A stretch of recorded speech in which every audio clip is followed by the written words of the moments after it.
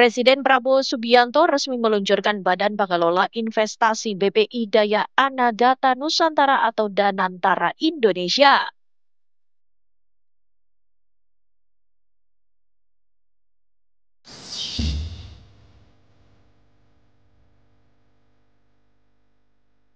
Program makan bergizi gratis terus bergulir di sejumlah daerah.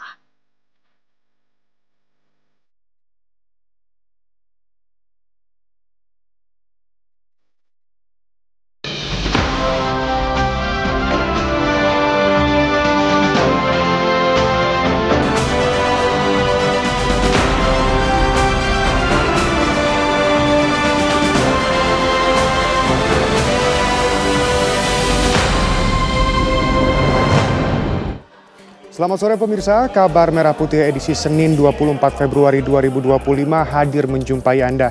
Tentunya dengan kabar seputar aktivitas Presiden Prabowo Subianto dan jajaran kabinetnya.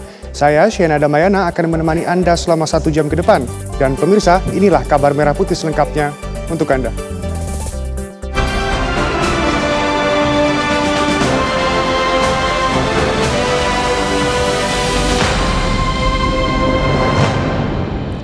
Presiden Prabowo Subianto hari ini resmi meluncurkan Badan Pengelola Investasi atau BPI Daya Anagata Nusantara atau Danantara Indonesia.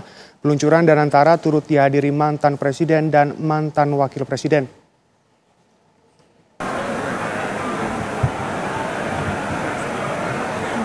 Presiden Prabowo Subianto meresmikan Daya Anagata Nusantara Danantara dengan melakukan penandatanganan Undang-Undang Nomor 1 Tahun 2025 tentang perubahan ketiga atas Undang-Undang Nomor 19 Tahun 2003 tentang BUMN. Selain itu, Kepala Negara juga menandatangani Peraturan Pemerintah Nomor 10 Tahun 2025 tentang organisasi dan tata kelola Badan Pengelola Investasi Daya Anagata Nusantara. Selanjutnya, Presiden Prabowo juga menandatangani Keputusan Presiden Nomor 30 Tahun 2025 tentang pengangkatan Dewan Pengawas dan Badan Pelaksana Badan Pengelola Investasi Daya Anagata Nusantara. Acara peluncuran dilakukan di Istana Kepresidenan Jakarta yang dihadiri oleh mantan Presiden dan Wakil Presiden. Presiden ke-6 Republik Indonesia Susilo Bambang Yudhoyono dan Presiden ke-7 Republik Indonesia Joko Widodo kemudian turut menekan tombol peresmian Danantara bersama Prabowo Subianto. Dalam pidatonya, Prabowo mengatakan Danantara akan menjadi instrumen pembangunan nasional. Peluncuran Danantara Indonesia hari ini memiliki arti yang sangat penting. Karena Danantara Indonesia bukan sekedar sebuah badan pengelola investasi, melainkan harus menjadi instrumen pembangunan nasional yang akan mengoptimalkan cara kita mengelola kekayaan Indonesia. Jangan salah, apa yang kita luncurkan hari ini bukan sekedar sebuah dana investasi, melainkan instrumen alat pembangunan nasional yang harus bisa mengubah cara kita mengelola kekayaan bangsa demi kesejahteraan seluruh rakyat Indonesia. Selain SBY dan Jokowi turut hadir dalam peresmian Wakil Presiden Gibran Rakabuming Raka, Wapres ke-13 Ma'ruf Amin, Wapres ke-10 dan 12 Yusuf Kala, Wapres ke-11 Budiono, serta jajaran Menteri Kabinet Merah Putih. Dari Jakarta, tim TV One mengabarkan.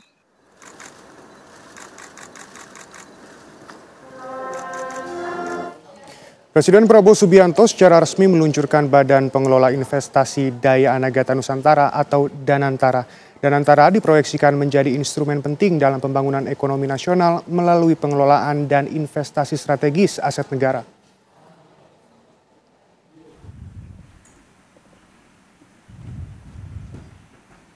Danantara atau Daya Anagata Nusantara adalah badan pengelola investasi yang dibentuk untuk mengoptimalkan aset negara dan sumber daya alam melalui investasi strategis. Nama ini memiliki makna filosofis. Daya berarti energi atau kekuatan, Anagata berarti masa depan, dan Nusantara merujuk pada tanah air Indonesia. Dengan demikian, Danantara diharapkan menjadi kekuatan ekonomi yang menopang masa depan Indonesia. Daya Anagata Nusantara, Danantara Indonesia.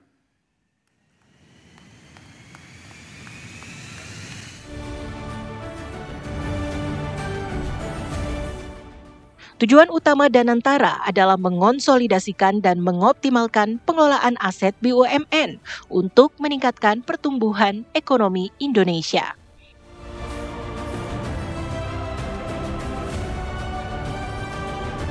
Dengan demikian, maka Model pengelolaan Danantara merujuk pada konsep Temasek Holding Limited di Singapura.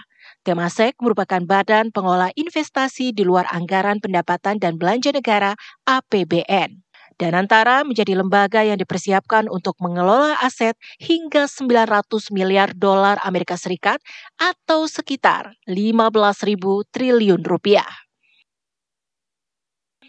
Presiden Prabowo Subianto menargetkan Danantara dapat berkontribusi pada pertumbuhan ekonomi nasional sebesar 8%. Dalam 100 hari pertama pemerintah yang saya pimpin, kami berhasil mengamankan lebih dari 300 triliun rupiah, hampir 20 miliar dolar dalam bentuk tabungan negara, dana yang sebelumnya terhambat oleh inefisiensi, korupsi, dan belanja-belanja yang kurang tepat sasaran. Kini dana tersebut akan dialokasikan untuk dikelola oleh Danantara Indonesia, diinvestasikan dalam 20 atau lebih proyek-proyek nasional sebagai bagian dari industrialisasi kita dan hilirisasi kita. Proyek-proyek yang berdampak tinggi yang akan menciptakan nilai tambah yang signifikan untuk bangsa kita, menciptakan manfaat nyata, lapangan kerja yang bermutu, dan kemakmuran yang berjangka panjang bagi masyarakat Indonesia. Peluncuran Danantara juga merupakan bagian dari komitmen pemerintah dalam mewujudkan Astacita, yaitu visi besar untuk membawa perekonomian Indonesia ke level yang lebih tinggi melalui investasi berkelanjutan dan inklusif. Danantara akan mengelola modal yang ada di BUMN ke dalam proyek-proyek yang berkelanjutan dan berdampak ekonomi tinggi bagi masyarakat.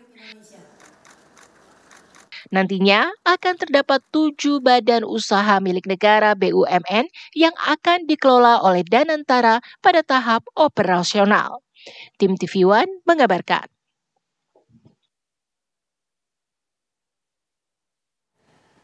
Pemirsa, kabar dagang dan industri Kadin Indonesia mendukung penuh Daya Anagata Nusantara atau Danantara yang diluncurkan Presiden Prabowo Subianto hari ini. Dengan nilai aset yang begitu besar dan dikelola oleh para profesional, diharapkan badan ini dapat meningkatkan perekonomian Indonesia.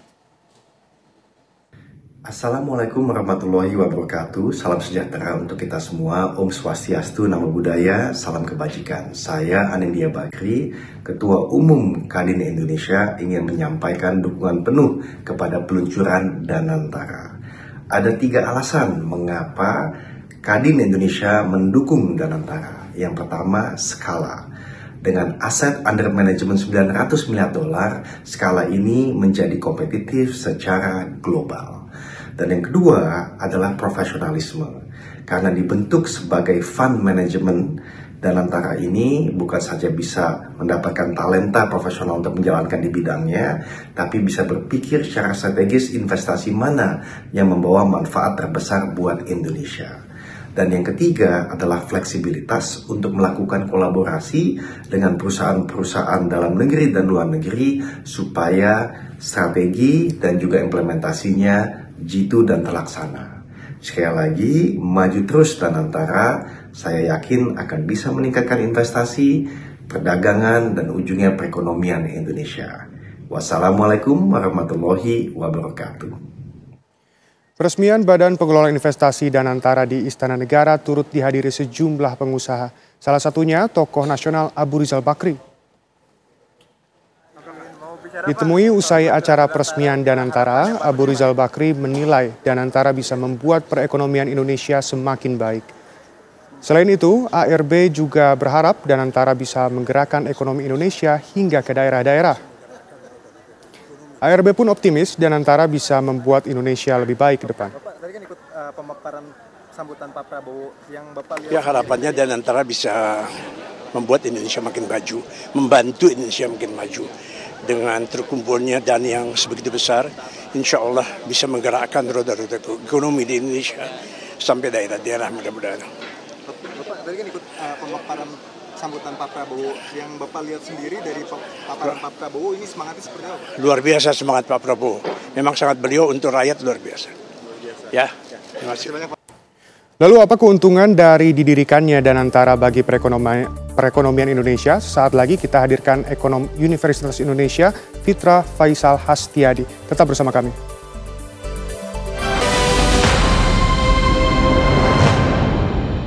Presiden Prabowo Subianto resmi meluncurkan Badan Pengelola Investasi Daya Anagata Nusantara atau Danantara. Lalu apa Danantara itu dan apa keuntungan dari didirikannya Danantara bagi perekonomian Indonesia? Kita akan langsung tanyakan kepada ekonom Universitas Indonesia, Fitra Faisal Hastiadi. Selamat sore Mas Fitra. Selamat sore Mas. Oke, Mas, bagaimana tanggapan Anda mengenai peluncuran Danantara? Silakan.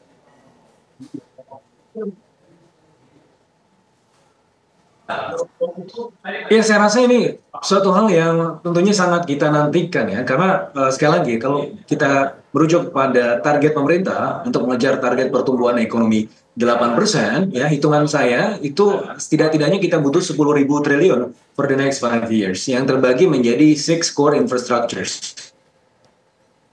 Di sektor energi, kemudian ada transportasi, housing, ICT, kemudian ada juga water sanitation dan water resources. All in all kita butuh 10.000 triliun. Nah, terus dananya dari mana gitu kan? Ini kan pertanyaan besarnya, pertanyaan 1 juta dolarnya.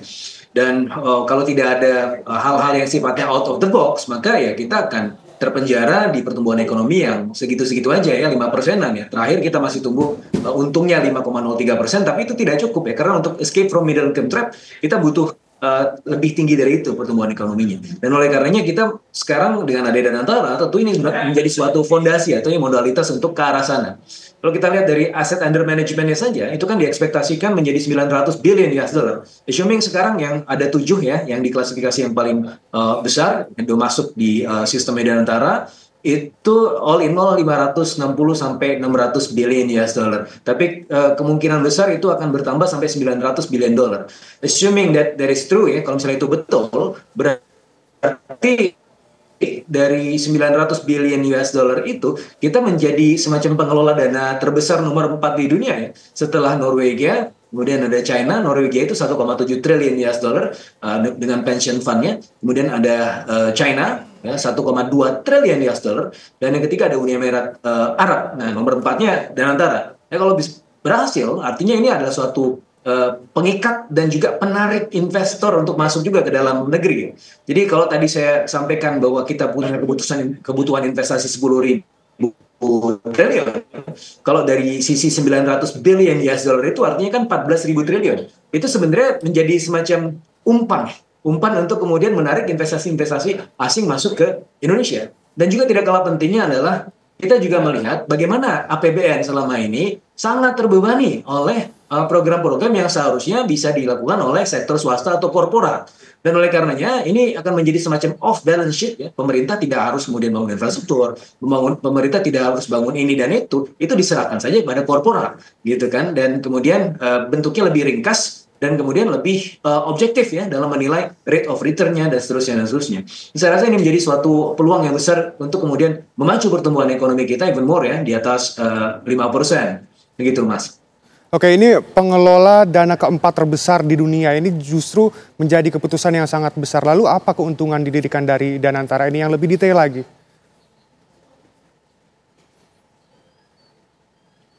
Ya, kalau kita belajar dari presiden ya, jadi memang banyak contohnya. Ada Temasek dan GIC di Singapura, ada Khazanah di Malaysia. Tapi menurut saya yang juga patut dijadikan contoh adalah SASAC-nya China. SASAC itu state-owned enterprise supervision and administration dari pengelolaan dana-dana dan juga aset BUMN. Jadi intinya adalah pengelolaan dan pengawasan. Itu yang dilakukan oleh pemerintah China. Katanya kan belajar dari negeri Cina. Apa sih yang mereka lakukan? Nah, di tahun 2003 mereka mendirikan salah satu ini. Dan kalau kita lihat dulu jumlah BUMN-nya, state-owned companies-nya itu sekitar 196, Mas. Bayangkan. Sekarang di tahun 2023 atau 2 tahun yang lalu lah, data terakhir ya, itu tinggal 97. Artinya ada semacam kontrol, ada semacam supervisi, dan ada kemudian semacam pembersihan BUMN ya tidak sehat ya, kemudian dibuat menjadi lebih ringkas. Terus konsekuensinya apa? Dengan ringkasnya BUMN itu tidak terlalu banyak, kemudian dari sisi Fortune 500 yang tahun 2003 cuma 12 perusahaan BUMN China yang masuk di situ, sekarang ada sekitar 46. Dan kemudian kalau kita lihat dari yang listing ya di pasar saham itu dari sebelumnya 10 menjadi 36. Ini kan juga menjadi semacam liquidity maker ya ke pasar saham di China, kemudian menjadi salah satu sumber pertumbuhan besar juga. Dan juga tidak kalah pentingnya, Mas. Awalnya tahun 2003 itu pengelolaan dana sekitar 29 billion US dollar. Dan 20 tahun berserang tahun 2023 itu menjadi 390 billion US dollar, 330 sampai 390 billion US dollar. Lebih dari 1000% loncatannya. Jadi artinya kalau kita belajar dari presiden itu, belajar dari negeri China, pengelolaan investasi yang prudent dan kemudian sesuai sasaran objektif, itu akan mampu melesatkan dananya hingga lebih dari 1000% dalam waktu 20 tahun ya, dalam waktu 10 tahun mungkin ya 500%. Jadi itu yang kita harapkan ke depan. Bahkan kita harusnya bisa lebih tinggi dari itu. Kalau misalnya memang pengelolaannya lebih prudent, karena kita sudah memiliki modalitas aset under management yang sebenarnya cukup signifikan gitu. Oke, Mas. Oke, kalau dalam bidang perekonomian ini kan high risk high return harusnya. Ini dengan segala positivitas dan optimisme yang dilontarkan tadi juga ada pengelolaan sampai belasan ribu triliun ya. Ini apa resikonya, Mas? Ya, risikonya besar, betul sekali. High risk, high return. Ini kalau tidak diawasi dengan baik, ini akan menjadi bancakan juga. Tentunya itu menjadi sebuah concern ya buat kalangan market tentunya ya. Saya juga di market, saya melihat itu menjadi suatu potensi risiko juga. Tetapi kalau kita melihat dari setengah gelas penuh selama ini ya, BUMN itu kan memang begitu-begitu aja ya. Jadi BUMN itu melakukan tugas-tugas pemerintahan, tapi di sisi yang lain mengambil tugas-tugas atau peran-peran yang seharusnya dijalankan sektor swasta, sehingga ada crowding out di situ. Di sisi yang lain pemerintah punya tanggung jawab gitu untuk membiayai BUMN ketika mereka sekarat. Itu kan menjadi semacam beban ya, beban buat perekonomian. Ketika dalam RUU BUMN itu kemudian dilihat atau dipangkas gitu ya, aspek dari kerugian negara tadi, itu menjadi setengah gelas penuhnya, menjadi lebih kreatif gitu ya, untuk mencari pendanaan dan lebih agresif. Tetapi tentunya di tengah agresivitas itu tentunya perlu ada kehati-hatian juga ya, karena kalau terlalu agresif itu bisa rugi ya. Meskipun kalau rugi itu bisa selalu dijustifikasi kalau misalnya memang udah well governed. Mas, kalau kita merujuk pada Singapura misalnya, GIC itu lebih konservatif karena dia mengelola foreign exchange reserves. Ya, bisa dikatakan tabungannya lah, masukkan ke investasi-investasi yang sifatnya lebih aman. Sementara Temasek itu jauh lebih agresif. Ya, dia bisa masuk ke investasi-investasi yang berisiko tapi memiliki return yang tinggi juga. Nah, tinggal bagaimana cara memitigasi risiko-risiko tersebut ya, dengan adanya komite investasi, kita ada dewan pengawas ya, kemudian ada audit secara berkala, dan bahkan DPR bisa kemudian memanggil anggota-anggota Danantara ini jika diperlukan ya. Kalau misalnya dilihat ada suatu hal potensi kerugian yang sangat besar sekali, BPK bisa kemudian melihat dan kemudian mengaudit itu juga gitu. Jadi belum tentu kemudian ini dia kebal hukum terus kemudian tidak bisa diperiksa oleh BPK, itu masih ada klausul-klausul itu saya kira. Dan ini ya menjadi salah satu ya tugas kita bersama untuk melakukan pengawasan. Tapi di sisi yang lain memang kita harus lebih agresif ya, karena window of opportunity kita untuk escape from middle income ini masih sangat udah sempit sekali ya sampai tahun 2038. Jadi butuh loncatan-loncatan yang signifikan. Baik, Mas Fitra selaku ekonom dari Universitas Indonesia, terima kasih atas waktunya. Selamat kembali beraktivitas. Dan pemirsa, Kabar Merah Putih akan kembali sesaat lagi. Tetap bersama kami.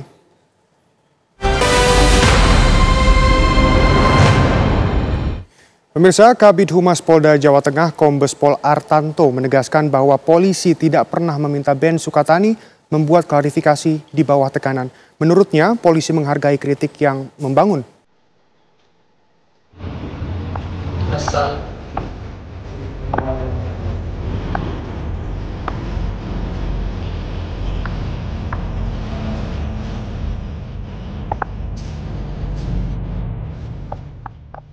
Klarifikasi permintaan maaf Ben Sukatani menjadi perbincangan publik. Band punk New Wave asal Purbalingga, Jawa Tengah ini menyampaikan permintaan maaf terkait lagu mereka yang berjudul Bayar, Bayar, Bayar. Dalam pernyataan resminya, gitaris Sukatani Muhammad Sifa Al-Lufti alias Electro Guy menjelaskan bahwa lagu tersebut sebenarnya merupakan bentuk kritik terhadap oknum kepolisian yang diduga melanggar aturan.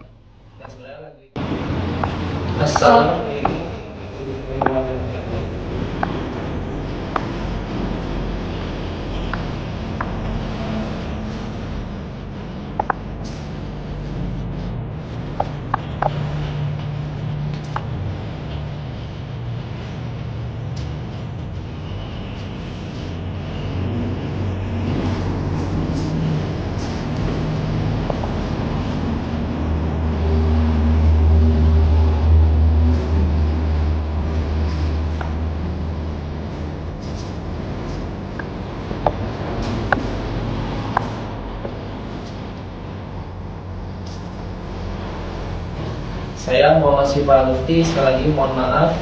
Saya Novi Citra Hidayati, sekali lagi mohon maaf. Melalui pernyataan ini, saya telah mencabut dan menarik lagu ciptaan kami yang berjudul Bayar, Bayar, Bayar, lirik lagu Bayar Polisi. Dengan ini saya menghimbau kepada semua pengguna akun media sosial yang telah memiliki lagu kami dengan judul Bayar, Bayar, Bayar, lirik lagu Bayar Polisi, agar menghapus dan menarik semua video menggunakan lagu kami dengan judul Bayar, Bayar, Bayar. Karena apabila ada risiko di kemudian hari, sudah bukan tanggung jawab kami dari band Sukatani. Tolong segera dihapus video yang menggunakan lagu kami dengan judul lagu Bayar, Bayar, Bayar yang telah diupload oleh pengguna media sosial saat ini. Demikian pernyataan yang kami buat ini dengan sebenarnya tanpa ada paksaan dari pihak manapun, tanpa ada paksaan dari pihak siapapun. Kami buat secara sadar dan sukarela dan dapat saya pertanggungjawabkan di hadapan Tuhan Yang Maha Esa.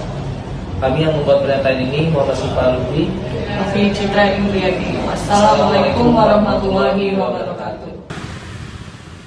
Banyak publik menilai permintaan maaf band Sukatani ini mendapatkan tekanan dari pihak kepolisian agar lagu berjudul Bayar, Bayar, Bayar itu dihapus.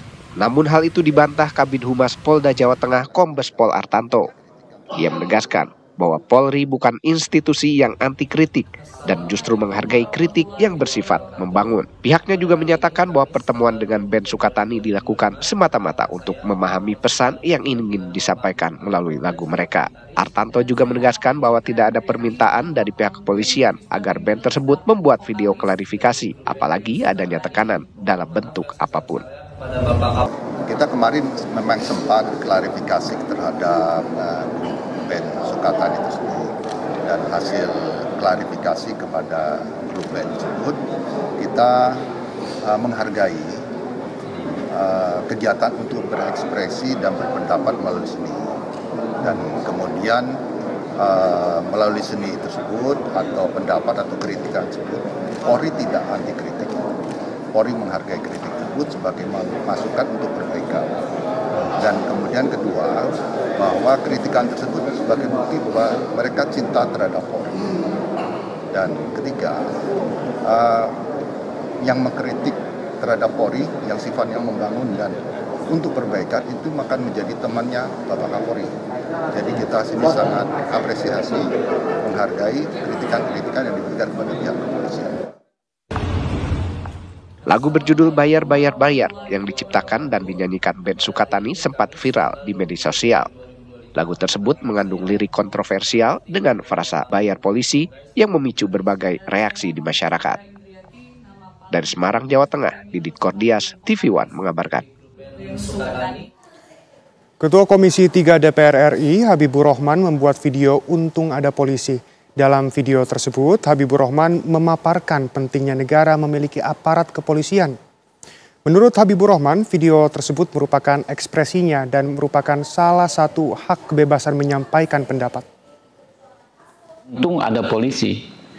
Coba kita bayangkan, suatu malam kota tanpa penjaga, jalanan macet, kejahatan merajalela, dan orang-orang hidup dalam ketakutan. Tanpa polisi, hukum tentu nggak akan tegak, dan ketertiban itu hanya ilusi. Untung ada polisi, bukan hanya sekedar penjaga ketertiban, tapi pelindung di saat-saat sulit. Saya ingat ya Pak, saat pandemi COVID-19 melanda, ketika semua orang cemas, rumah sakit penuh, dan bantuan harus segera disalurkan. Untung ada polisi, mereka garda terdepan ya dengan tenaga kesehatan membantu masyarakat. Saat banjir datang, ya, ketika rumah-rumah terendam, ya, masyarakat mengungsi. Untung ada polisi yang dalam hitungan jam langsung bergerak memberikan bantuan. Saat tawuran pecah, ya, emosi memuncak, anak-anak saling membawa parang, mengadu nyawa. Untung ada polisi.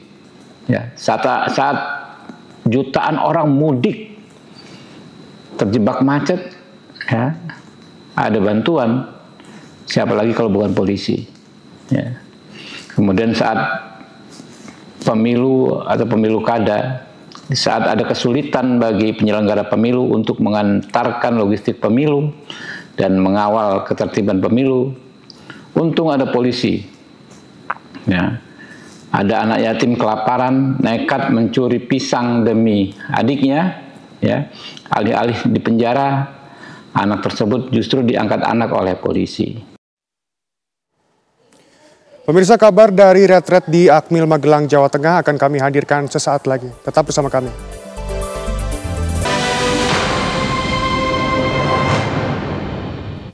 Pada musim panen perdana tahun ini, para petani di Blora, Jawa Tengah untung besar lantaran harga gabah kering panen di beli Bulog langsung di tempat dengan harga Rp6.500 per kilogramnya.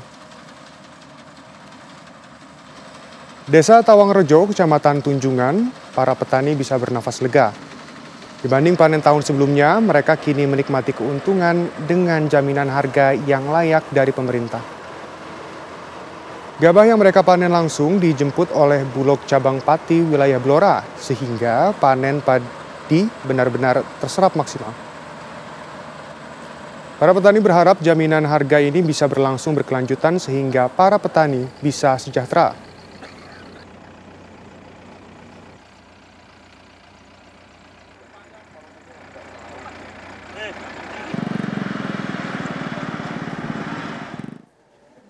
Sejumlah kepala daerah mengalami sakit ringan akibat kelelahan mengikuti kegiatan pembekalan retret di Akmil Magelang, Jawa Tengah.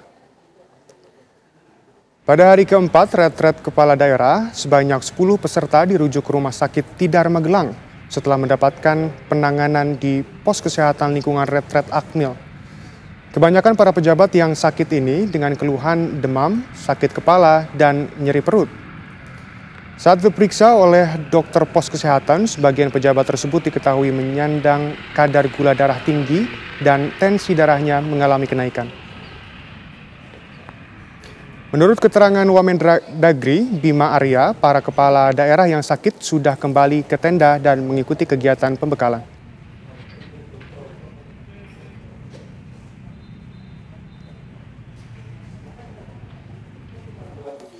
Dan pemirsa, kita langsung menuju ke Magelang, ada Arga Dumadi. Arga, bagaimana jalannya retret hari ini? Ya, Shena dan pemirsa, saat ini para kepala daerah berdasarkan jadwal ini sedang mendengarkan paparan dari Panglima TNI dan juga Kepala BIN. Kami sampaikan kepada Anda juga bahwa pada hari ini ada sejumlah paparan gitu yang sudah disiapkan untuk disampaikan kepada kepala daerah ini. Di antaranya pada pagi hari tadi ini ada paparan dari Menteri PPN atau Kepala Bappenas Rahmat Pambudi, Menteri PAN RB Rini Widianti, dan kemudian juga pada siang hari tadi ada paparan dari Menko Polkam Budi Gunawan dan juga Menko Kumham Yusril Ihza Mahendra, di mana untuk Menko Kumham tadi juga sempat menyampaikan kepada awak media kiranya apa saja yang disampaikan kepada kepala daerah ini. Tentu saja ini juga berkaitan dengan kebijakan-kebijakan daerah yang harus terus menjunjung tinggi HAM. Termasuk juga memang ada fokus kepada sejumlah daerah yang mungkin memang memiliki beberapa masalah atau rentan terhadap isu HAM gitu. Dan kami kabarkan kepada Anda bahwa pada pukul 1 siang tadi ini Gubernur Jakarta Pramono Anung tiba di lokasi tempat saya mengabarkan saat ini dan tadi didampingi juga oleh Wali Kota Yogyakarta Hasto Wardoyo menyatakan kepada awak media bahwa pihaknya bersama dengan 17 orang kepala daerah lainnya yang merupakan kader dari PDIP ini menyatakan untuk mengikuti retret mulai hari keempat ini hingga selesai nanti.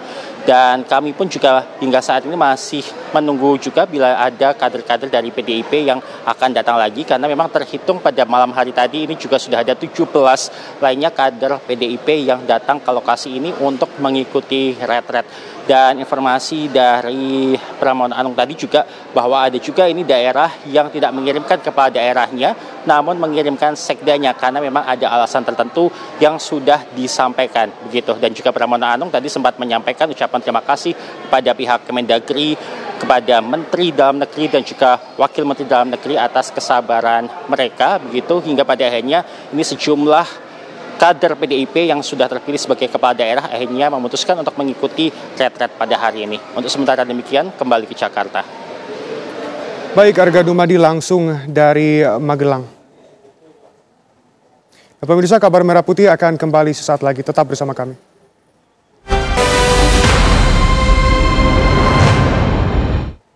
Guna mencegah stunting, Menteri Kependudukan dan Pembangunan Keluarga Wihaji menyalurkan secara langsung program makan bergizi gratis untuk ibu hamil dan menyusui di Kampung Jongor, Ciparai, Kabupaten Bandung, Jawa Barat. Sementara itu, Kodim 0618 Kota Bandung melakukan pengecekan ke dapur SPPG untuk memastikan kebersihan dapur. Yuk jalan Pak, jalan-jalan. Dengan menaiki sepeda motor, Menteri Kependudukan dan Pembangunan Keluarga, Kepala BKKBN Wihaji, menyusuri kawasan Kampung Jongor, Ciparai, Kabupaten Bandung, Jawa Barat untuk menyalurkan program makan bergizi gratis.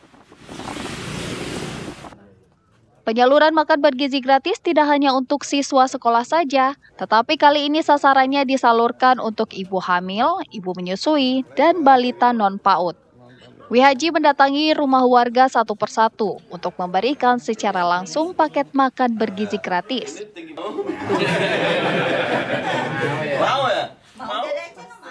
Menurut Wihaji, pemberian makan bergizi gratis untuk ibu hamil dan menyusui serta balita ini merupakan upaya untuk mencegah stunting. Ini ada buah, ada sayur, ada tahu, ada daging sapi ya. Harapan kita dengan asupan gizi minimal salah satu faktor penyebab stunting terpenuhi. Apa? Nutrisi. Akhirnya nutrisi sudah. Persoalan yang lain nanti kita pasti carikan jalan keluar. Ada yang karena air bersih, ada yang karena sanitasi, ada yang karena pernikahan dini. Nah itu dua hal yang berbeda. Tapi hari ini kita pastikan untuk asupan gizi bisa masuk ke bantuan kepada ibu hamil, menyusui dan balita yang Sementara itu, Kodim 0618 Kota Bandung, Kolonel Muhammad Iswanusi, melakukan pengecekan ke Dapur Satuan Pelayanan Pemenuhan Gizi SPPG Kota Bandung. Pengecekan dilakukan untuk memastikan kebersihan dapur SPPG serta memastikan makanan yang disajikan anak-anak sekolah memenuhi standar gizi.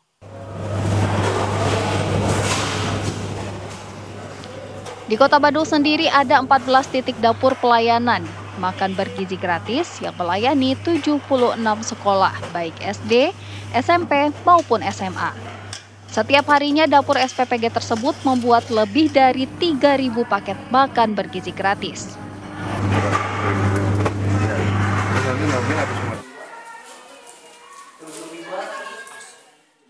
Pemerintah daerah dan Badan Gizi Nasional Kabupaten Kota Waringin Timur, Kalimantan Tengah memulai pelaksanaan program makanan bergizi gratis. Untuk tahap pertama ada 3.500 murid dari 19 sekolahan TK dan SD yang mendapatkan makanan bergizi gratis.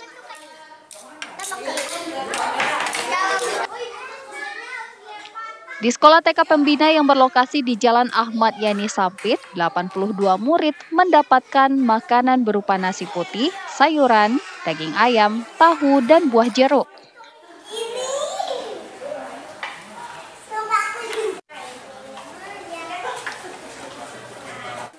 Sekolah sasaran lainnya yang juga menerima makanan bergizi gratis adalah SDN 1 Sawahan.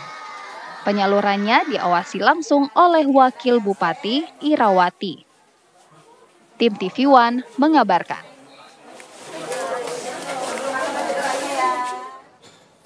Kementerian Pertanian bersama BUMN sektor pangan menggelar operasi pasar perdana di kantor Pos Fatmawati, Jakarta. Operasi pasar menjelang Ramadan digelar di 4.500 titik yang tersebar di 512 kabupaten kota se-Indonesia.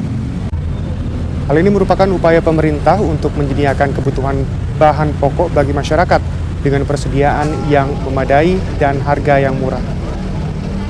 Adapun bahan pokok yang dijual seperti telur, gula, cabai merah, beras, bawang putih, daging sapi, dan daging ayam.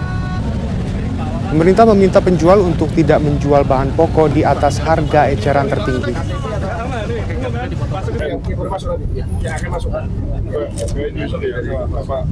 Seluruh Indonesia dan kita mensuplai bahan pangan setiap hari selama bulan Ramadan. Kemudian teman-teman juga dari Bulog, dari ID Food, Berdikari, BPI, semua teman-teman terlibat. BUMN terlibat, PTPN terlibat untuk membantu operasi pasar besar-besaran ini atas perintah Bapak Presiden.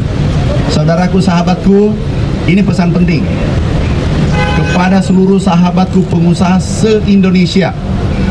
Tidak boleh menjual pangan di atas HET. Dan pemirsa, kabar tersebut sekaligus menutup jumpa kita hari ini. Esok Kabar Merah Putih akan kembali di waktu yang sama. Jangan beranjak dulu pemirsa, karena sesaat lagi Anda dapat menyaksikan program Kabar Petang. Saya Shena Damayana, mewakili seluruh kru yang bertugas mengucapkan terima kasih dan sampai jumpa.